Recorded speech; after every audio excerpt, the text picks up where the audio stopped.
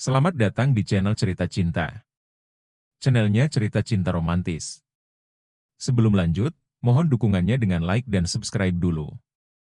Gairah Sang Pemuas, bagian 5. Siapa yang kalah? Dia yang harus keluar beli cemilan, tanggap Widi. Nggak usah, Wid. Biar aku aja yang beli, soalnya sepertinya di sini aku yang nggak bisa ikut patungan uang, Imbu Gusti. Kau kenapa ngomong begitu sih, Gus? Bikin suasana nggak enak tahu nggak? Timpal Elang yang tak suka dengan ucapan Gusti. Iya, kita teman. Lagian, aku dan Elang gak pernah mendiskriminasikan kamu kok. Widi sependapat dengan Elang. Gak apa-apa, aku cuman sadar diri. Kalau aku nanti punya uang banyak, kalian bisa jadi babuku, canda Gusti. Dia membuat Widi dan Elang tergelak. Ya sudah, mana uangnya? Biar aku beli keluar sebentar, ujar Gusti. Elang dan Widi lantas memberikan uang pada Gusti. Mereka juga memberitahu cemilan yang ingin dibeli. Widi bahkan tak lupa memberitahukan kode sandi pintunya. Tanpa pikir panjang, Gusti segera pergi dari apartemen. Saat itulah Elang dan Widi bertukar pandang. Apa? Widi mendorong Elang dengan wajah tersipu. Dia salah tingkah dengan tatapan lelaki itu. Elang tak peduli, dia justru bergerak lebih dekat ke arah Widi. Sekarang kita berduaan, bisiknya. Widi terkekeh, ia memegangi wajah Elang. Kemudian mencium bibir lelaki tersebut. Elang tentu membalas ciuman Widi dengan senang hati. Perlahan ciuman Elang berpindah ke leher Widi. Sebaiknya kita tidak melakukannya sekarang. Bagaimana kalau Gusti datang? Tanya Widi, sembari berjengit karena merasakan sensasi sentuhan Elang. Maka dari itu kita harus melakukannya dengan cepat. Sahut Elang yang tak peduli, dia dan Widi lanjut bercumbu. Seharusnya aku tadi tidak memberitahu kode sandi pintu. Lirih Widi. Tanpa sepengetahuan Gusti, Elang dan Widi sudah berpacaran selama 2 bulan. Mereka memang memutuskan untuk merahasiakan hubungan dari semua orang. Terutama Gusti. Elang dan Widi tak mau membuat lelaki itu tidak nyaman karena hubungan mereka. Kini Gusti sedang sibuk berbelanja di minimarket. Dia mengambil cemilan yang diinginkan Elang dan Widi terlebih dahulu, kemudian barulah dirinya. Kebetulan jarak gedung apartemen Widi dan minimarket tidak begitu jauh, jadi Gusti hanya perlu ke sana berjalan kaki. Sepertinya aku akan pinjam uang sama Elang saja, aku tak punya pilihan lain.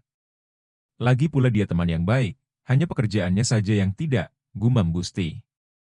Mencoba berpikir positif. Setelah memilih barang belanjaan, Gusti mengurus pembayaran ke kasir.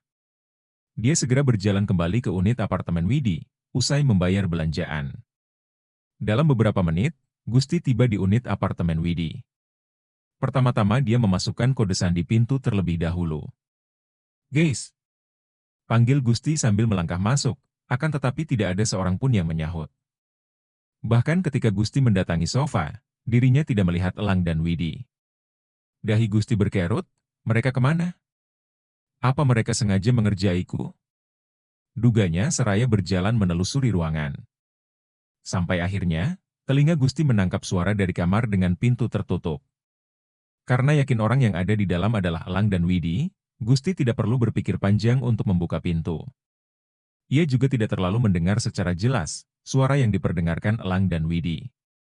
Gusti terlalu yakin kalau kedua temannya itu sengaja mengerjai. Aku tahu kalian, pintu dibuka oleh Gusti. Perkataannya terpotong karena ia terkejut melihat apa yang dilakukan Elang dan Widi. Keduanya dalam keadaan tanpa busana dan berhubungan nikmat di ranjang. Suara mereka yang saling melenguh, kini sangat jelas terdengar di telinga Gusti. Oh, sayang, aku mau keluar. Aku juga, kencengin sayang. Buru-buru Gusti menutup pintunya kembali, dia sangat syok dengan apa yang dirinya lihat. Selain itu, Gusti juga merasa dikhianati sekaligus sakit hati. Mengingat dia juga tertarik pada Widi. Sekarang Gusti merasa tidak bisa mempercayai Elang lagi. Dia bergegas berkemas dan mengambil tasnya untuk pulang. Gusti merasa lebih heran ketika Elang dan Widi tidak keluar dan menjelaskan semuanya.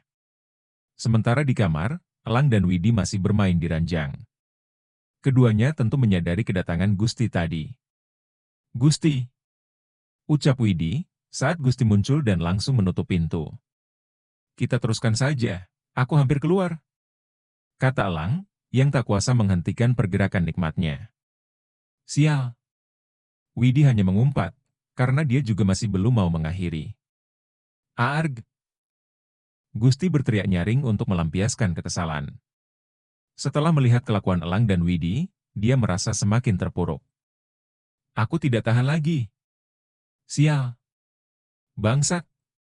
Saking kesalnya, Gusti mengeluarkan semua kata umpatannya. Tiba-tiba sebuah mobil mewah berhenti di hadapan Gusti, membuat lelaki itu sontak terdiam. Kau kenapa, sayang? Pemilik mobil keluar, dia tidak lain adalah Rilly. Mata Gusti membola, dia membeku menatap Rilly yang berjalan mendekat. Apa kau perlu bantuan? Rilly kembali melontarkan pertanyaan. Gusti meneteskan air mata. Meskipun begitu tangisannya tidak sampai histeris, ia menangis dalam keheningan. Ya ampun, kau menangis. Aku harap bisa melakukan sesuatu agar kau berhenti bersedih, kata Rilly seraya menyentuh wajah Gusti. Ia mengelap air mata yang berjatuhan di wajah Gusti. Gusti sama sekali tak menepi sentuhan Rilly, dia sekarang terlalu putus asa untuk melawan. Aku hanya ingin tenang tanpa harus memikirkan uang. Aku juga berharap bisa menjadi orang keren seperti Elang. Berani melakukan apapun, ungkap Gusti lirih. Elang? Rilly menggeleng sambil tersenyum. Dia berucap, asal kau tahu. Dengan penampilan sempurnamu ini, kau bisa lebih hebat dari Elang. Percayalah padaku.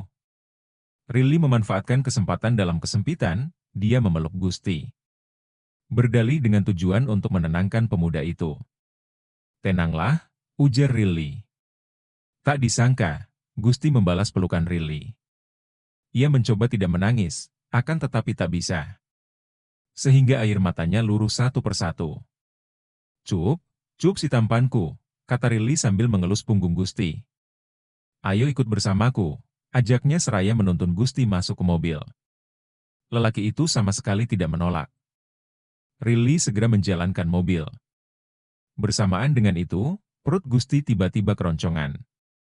Memang sejak pagi, dia hanya mengisi perut dengan sebungkus mie instan. Maaf, ungkap Gusti sambil memegangi perut. Hahaha. Kau lucu sekali. Aku semakin menyukaimu, tanggap Rilly. Beritahu aku, kau mau makan apa? Tanyanya nantangin Gusti. Aku mau makan makanan enak sampai perutku kenyang, jawab Gusti. Ia membersihkan wajahnya dari bekas air mata. Baiklah kalau begitu, aku akan bawa kamu ke restoran, yang makanannya sepertinya cocok dengan seleramu.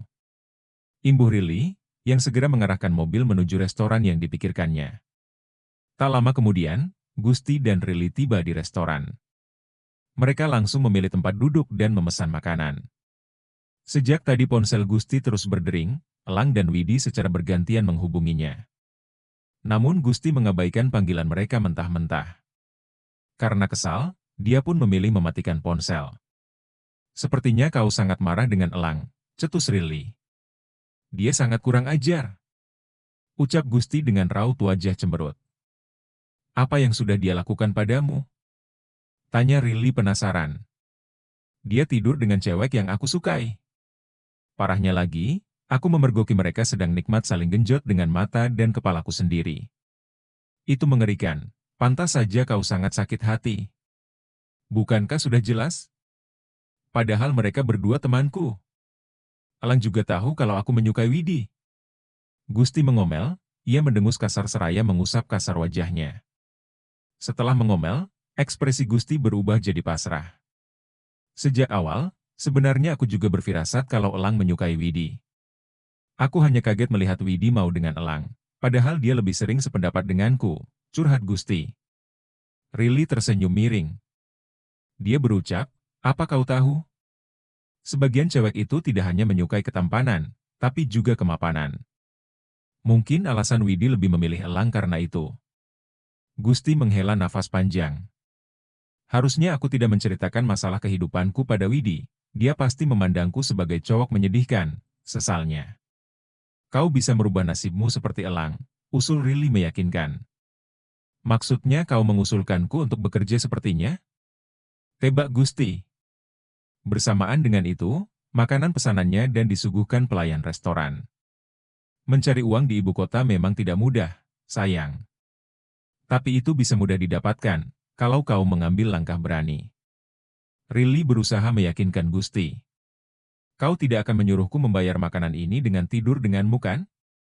Selidiknya dengan nada pelan. Ayolah, aku tidak sehina itu. Kau bisa tidur dengan wanita manapun yang kau mau. Selain dapat enaknya, kau juga dapat uang yang banyak. Jelas Rilly berusaha. Wanita manapun yang aku mau? Gusti mengerutkan dahi. Iya. Rilly mengambil ponselnya. Aku punya banyak teman wanita yang menginginkan lelaki sepertimu. Lihatlah ini. Rilly memperlihatkan foto-foto wanita yang dia maksud. Gusti dibuat terkejut oleh beberapa wajah yang diperlihatkan Rilly. Sebab, dia menemukan ada aktris hingga istri pejabat di sana. Karin Relita, bukankah dia aktris terkenal? Aku tidak percaya dia adalah wanita yang kau sebutkan, kata Gusti cuek. Mau melihat buktinya? Kau bisa menemuinya besok malam. Aku akan membuatkan janji, tawar Rilly. Gusti terdiam 1000 bahasa.